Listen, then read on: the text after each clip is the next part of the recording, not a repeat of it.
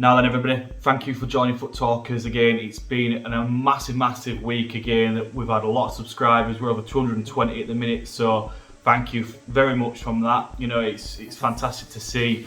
Hopefully the trading videos are quite helpful as well for you guys that might not want to do the sniping. You know, I appreciate all the views I've had. It's just a case of going forward. We'll keep adding things, changing stuff around. Keep them requests coming forward for what you'd like me to put into future videos as well. It's great for me as well to know what you guys want.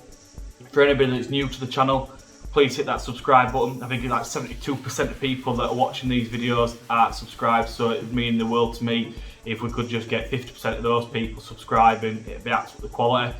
But look guys, today's video is all about the one and only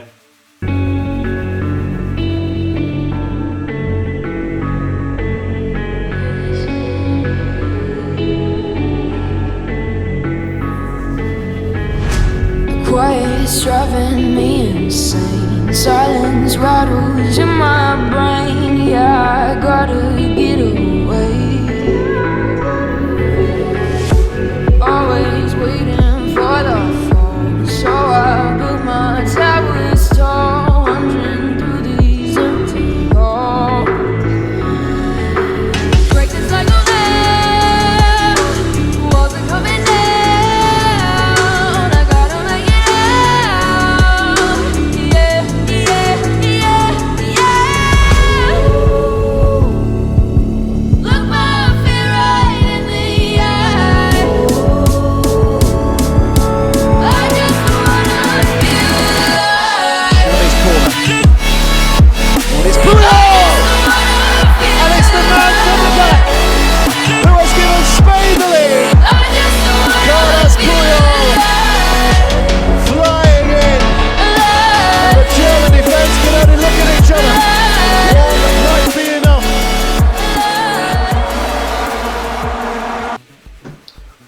Quality, the one and only Puyol. That's the one today, guys. As soon as I saw this one released on SBCs, I had to try it out. You cannot help but love that era of Barcelona with him just absolutely bossing it and dominating play. Just a pure, absolute leader. So anyway, what I wanted to do first of all, I've got some gameplay that I wanted to show you, but I felt like I needed to just give you a bit of an idea as to, I've seen so many people asking the question of who should I go for in terms of defenders. Should I just go for Puyol or should I go for somebody else, this, that and other? So what I've done a little bit of digging into FUTBIN. And if you just have a quick nose at this, you'll find that the SBC version of Puyol currently stands at 500, just short of 520,000 coins to do. And you'll obviously do it a lot cheaper if you've got fodder in your team and stuff like that. But let's just say you didn't have any fodder and it was pure coins that you're having to pump into it, 500 odd K. What we would say is in probably 2-3 weeks time, maybe 2 weeks time, hopefully the fodder will drop because at the moment it's obviously an all-time high because everyone's been doing all these SBCs. So potentially I think that could probably drop down to 400 to 450 quite soon. So quite a decent price all over. So the first thing I want to do is just compare that because he's got, that were his SBC, and if you was just to buy him as a tradable, so you've got the chance to either buy or sell or whatever you wanted to do, is 800,000. So with that in mind, I've gone on to FUTBIN and looked at 3 players in a couple of like variations of price. And the idea is I put shadow on all of them as like a chemistry to see what they're like, because the vast majority of people will use shadow as a chemistry style for the centre backs. And based off this here, these 2 here, Laporte and Cannavaro, they're more based off the price that you'd be able to get in the SBC. So you can see Laporte's 504,000 and Cannavaro there's 440. They're the closest ones I'd probably say that you see a few decent teams for weekend league. And when you look through this, one of the main things that you notice immediately with Puyol, and it's obviously the same on all of them, is the pace is quite a factor. It's quite significantly lower than Laporte, and the other one you'll see as well. But then again, when you go down and you have a look at this, a big thing, Laporte's passing's brilliant. Always, him and Cannavaro are quite similar, but there's a price difference there obviously, and Puyol's 93 rated Cannavaro's 89 rated. Looked down, and one thing that I immediately looked at was, what is his agility going to be like in turning around when you've got an Mbappe running behind you, or Ronaldo, or something like that. Balance and agility quite significantly low, I'd say. But then you go down and you look at things from composure down through defending and physicality. It is hands down Puyol, and I appreciate that in coins Puyol's 800k and these other two are like 300k less, but you can see that massively. The next thing I wanted to do is look at the what's out currently, the newest versions of these moment cards. What you can find really easy here is you've got 4 or 5 that are like 1.8 million and above, you know, they're all massive. But then you get to Puyol at 800k, and then you've got a couple, Bobby Moore, Baresi, Nesta. Them ones there are the closest ones like in terms of affordability, unless you've got 1.6 that you could whack on to Sol Campbell. So with that in mind, I just had a quick nosy at what the similarities were for these three, Bobby Moore and Baresi. And then when you look through this here, one thing that really shocked me, because Bobby Moore has always been, if any of you've played with him before, rubbish on the game. You know, he's just not had he's just been really, really poor. Look at the guy's stats. His passing is immense. His dribbling, immense. Defending, only slightly less than Puyol. And to me, that is a card, genuinely, that I really want to try out, having looked at that. But again, it's just something that Puyol immediately stands out above Baresi for defending, and they've all got that shadow chemistry on them. So it's nothing like I'm just putting it on Puyol and not the rest. They've all got that trait at hand. So from them, you know, Puyol and Bobby Moore stand out. Moore especially, I'd really like to try that. But just to give you an idea of what you're comparing against in terms of their traits and stuff like that. And then lastly, these are two that are probably the most common pairing, or at least you see one of these in every team that you come against pretty much in weekend league.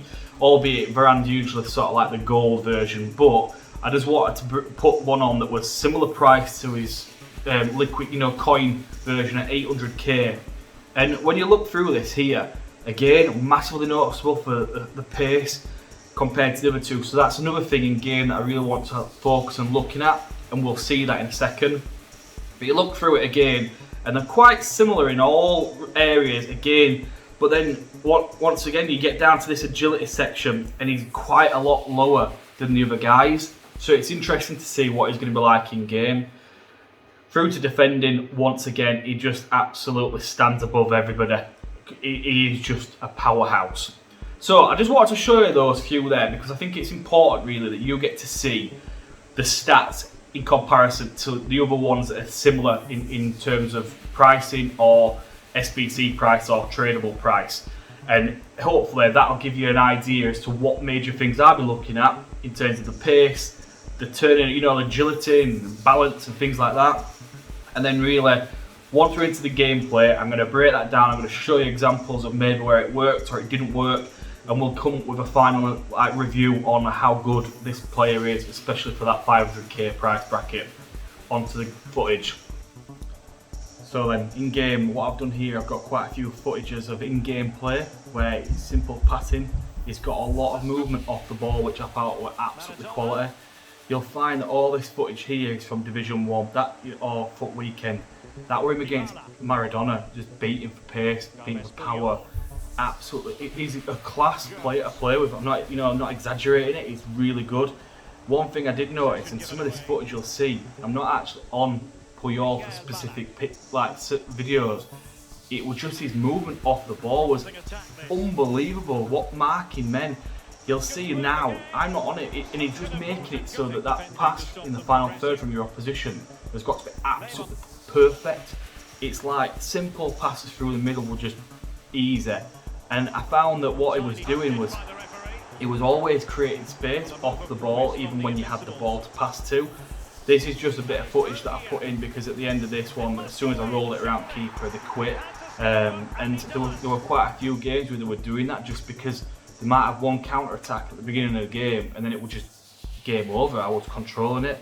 This is another one, 4-0, they've quit on me pretty much, so I thought I'd just give a few passing, get a feel for his passing range, and shortly after this you'll see it come into effect in a tough game. But one of the big things that we thought in looking at his stats earlier on FUTBIN was, what's his pace going to be like, what's his agility going to be like? And as you can see there, we're playing against top players and top teams.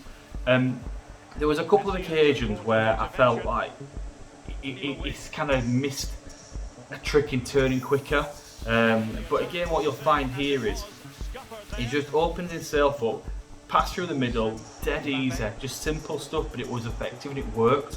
This is a bit now where I felt like I could have got onto him quicker, or he didn't react quicker, but that might have just been me. It was one occasion. But in this instance, watch him, I'm not on him, just watch him in the middle of that penalty spot. He's tracking the ball, he's tracking the man running, and I find that whenever I play in the 45th minute or the 90th minute, they always get a chance.